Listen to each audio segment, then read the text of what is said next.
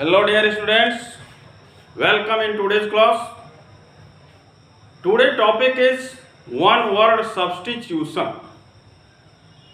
This topic is very important for intermediate course as well as it is very important for competitive exams.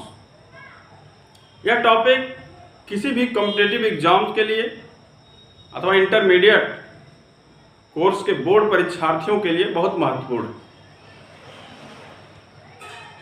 What is one word substitution? You have to know it. One word substitution है क्या, आपको ये जानना है. जैसा कि लिखा one word substitution. One word का मतलब एक शब्द, सब्स्टिट्यूशन का मतलब के स्थान पर, अर्थात किसी भी अभिव्यक्ति के स्थान पर केवल एक शब्द दे दिया जाए. It is called one word substitution. यानी to give one word for any expression.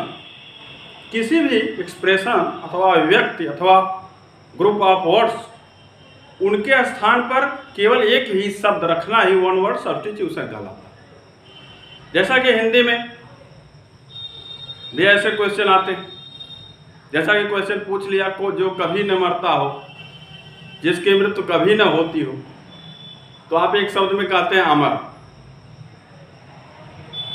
जो अधिक खाता हो तो आप कहते हैं पेटू. तो इसी तरह इंग्लिश में भी एक्सप्रेशन आते हैं और उन्हीं के स्थान पर केवल एक वर्ड लिखना होता है. इसी का नाम है वन वर्ड सब्स्टिट्यूशन. इस टॉपिक में एक्सप्रेशन को सही ढंग से पढ़कर समझा जाता है. उसके अर्थ को जब अर्थ समझ लें तब आप उसके लिए एक शब्द चुनें और उसके स्थान पर एक शब्द रख दें. It is called one word substitution. आज इस वीडियो में टॉप 10 वन वर्ड सब्स्टिट्यूशन आपके सामने हैं जो इम्पोर्टेंट हैं. उन्हीं के माध्यम से आपको इस टॉपिक को बताया जा रहा है. ये पार्ट फर्स्ट के रूप में है. इसके आगे फिर पार्ट सेकंड के रूप में भी अन्य महत्वपूर्ण वन वर्ड सब्स्टिट्यूशन दिए जाएंगे, बताए जाएंगे. जैसा कि यहाँ पर फर्स्ट के रूप में है वन हु लव्स बुक्स. तो पहले आपको इसे पढ़ना होता है, अर्थ लगाना होता कि इसका अर्थ क्या है. One who loves books. One का मतलब कोई भी व्यक्ति.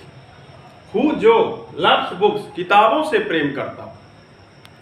ऐसा व्यक्ति जो किताबों से, पुस्तकों से प्रेम रखता हो, तो उसे क्या कहते हैं?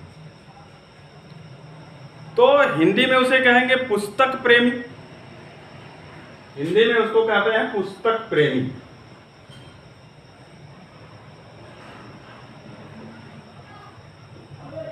लेकिन इंग्लिश में उसे हम क्या कहेंगे? इसे लर्न भी करना होता है बाय हार्ट, अर्थात रटना होता तभी याद रहता है, अन्यथा भूल जाते हैं स्टूडेंट्स. इसे कहते हैं इंग्लिश में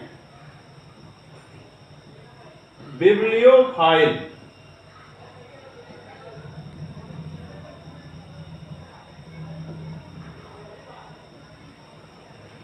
बिब्लियोफाइल. बिब्लियोफाइल मीन्स पुस्तक प्रेमी. तो एक्सप्रेशन हो गया one who loves books is called bibliophile. ऐसा व्यक्ति जो पुस्तक से प्रेम रखता हो वो पुस्तक प्रेमी कहलाता है. उसको इंग्लिश में बिब्लियोफाइल कहते हैं. सेकंड है a person who believes in God. A person कोई व्यक्ति, हु जो, बिलीव्स विश्वास करता है, इन गॉड ईश्वर में.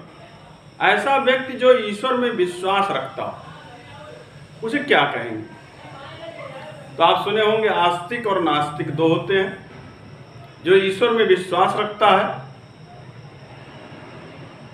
उसे आस्तिक कहते हैं. यानी the person who believes in God is called आस्तिक इन हिंदी.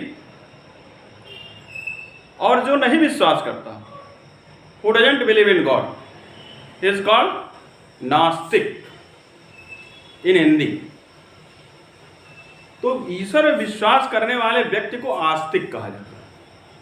तो आस्तिक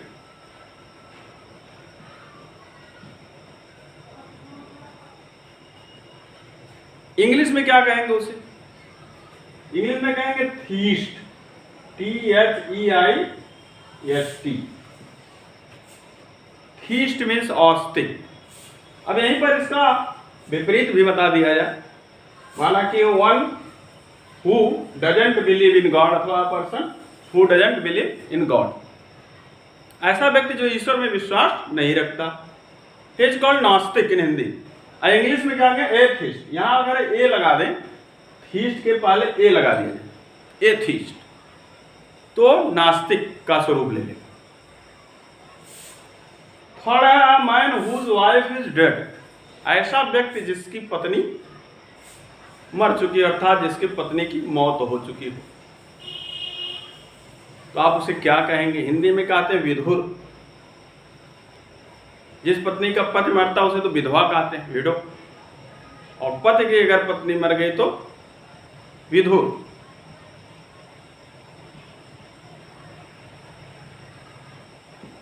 विधुर इंग्लिश में क्या कहेंगे? विडोवर, WIDOWER,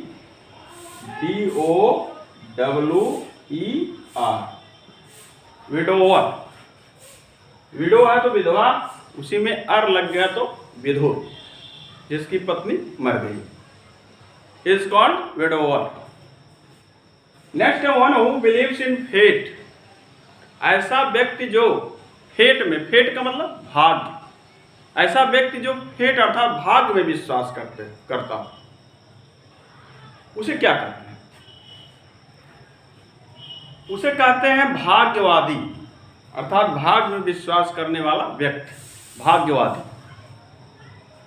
तो भाग्यवादी को इंग्लिश में क्या कहेंगे? इसी वर्ड से बन जाएगा, फैटलिस्ट, FATALIST, फैटलिस्ट। तो one who believes in fate is called fatalist. ऐसा व्यक्ति जो भाग्य में विश्वास करता हो उसे फैटलिस्ट कहते हैं, भाग्यवादी कहते हैं। नेक्स्ट है child whose parents are dead, ऐसा बच्चा जिसके माता पिता दोनों मर गए, अर्थात वह अनाथ है, तो उसे अनाथ कहेंगे। इसको इंग्लिश में ऑर्फन कहते हैं, ORPHAN, ऑर्फन। इस तरह से नेक्स्ट है ट्रेवलर इन स्पेस, ऐसा यात्री जो अंतरिक्ष में यात्रा करता हो, स्पेस में ट्रेवलिंग कर रहा हो, तो उसे अंतरिक्ष यात्री कहेंगे।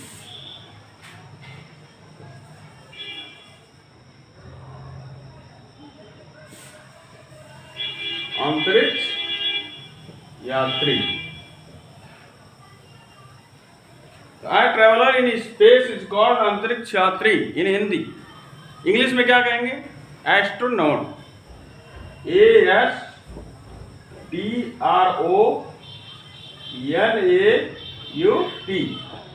एस्ट्रोनॉट। एस्ट्रोनॉट मीन्स अंतरिक्ष यात्री। पुनः नेक्स्ट है which can not be seen, जिसे देखा न जा सकता हो, यानी देखा जा सकता हो, उसी का उल्टा जिसे ना देखा जा सकता, अर्थात अदृश्य, दृश्य नहीं अदृश्य। which कैन बी सीन, जिसे देखा जा सकता हो दृश्य है, और which can not be scene वो अदृश्य। तो अदृश्य, अदृश्य, इसको इंग्लिश में कहते हैं इनविजिबल, INVISIBLE,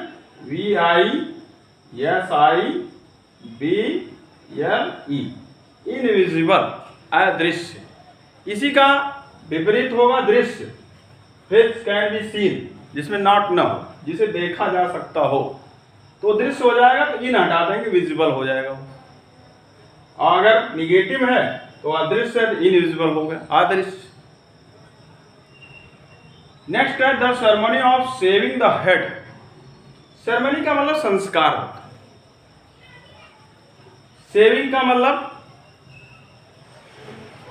आप जानते हैं सेविंग करते हैं लोग, लेकिन यहाँ हेड की सेविंग अर्थात सिर के बाल का मुंडन कराना, अर्थात ऐसा संस्कार जिसमें सिर का बाल हटाया जाता है, की सेविंग की जाती है। तो उसे आप जानते होंगे हिंदू धर्म में तो एक संस्कार के रूप में है मुंडन संस्कार।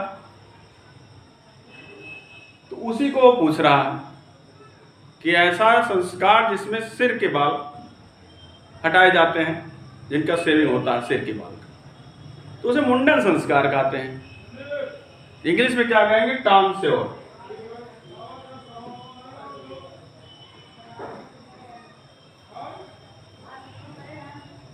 टॉन्स्योर, TONSURE। टॉन्स्योर मीन्स मुंडन संस्कार। एक्सप्रेशन लिखा the ceremony of shaving the head. Ceremony का मतलब संस्कार, शेविंग का मतलब बाल हटाना, अर्थात उसे मुंडन करना। द हेड सिर, तो हो गया टॉन्स्योर। इसी तरह नेक्स्ट है a person who Yeats too much. ऐसा व्यक्ति जो बहुत अधिक खाता, अर्थात उसे दिन भर भोजन ही दिखता। सुबह उठा,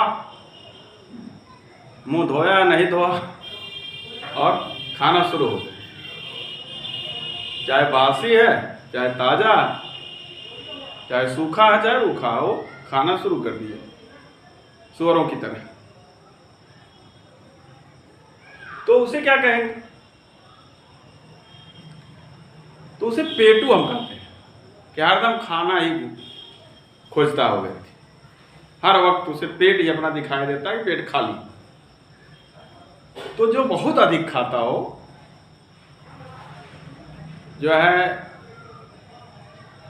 भोजन उसे हर वक्त कम ही लगता हो, उसके आगे आएगा तो वह व्यक्ति सोचेगा कि कम ही हमारे लिए है, अर्थात उसे भोजन के प्रति अथवा किसी चीज भी खाने के प्रति बहुत चाहत होगी, हर वक्त खाते ही रहे। इज कॉल्ड पेटू इन हिंदी। उसे पेटू हिंदी में कहते हैं, इंग्लिश में क्या कहेंगे? ग्लटन।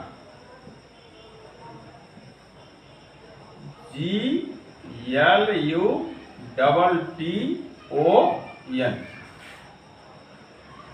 तो होगा GLUTTON, ग्लटन। ग्लटन मीन्स पेटू, अधिक खाने वाला।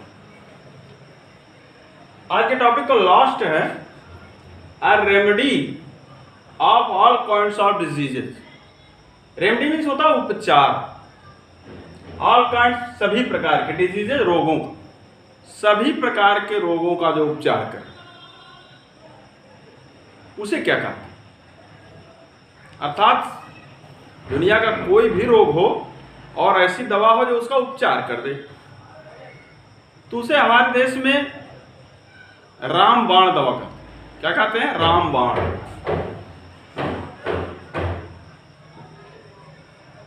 रामबाण इंग्लिश में उसे कहते हैं पैनासिया।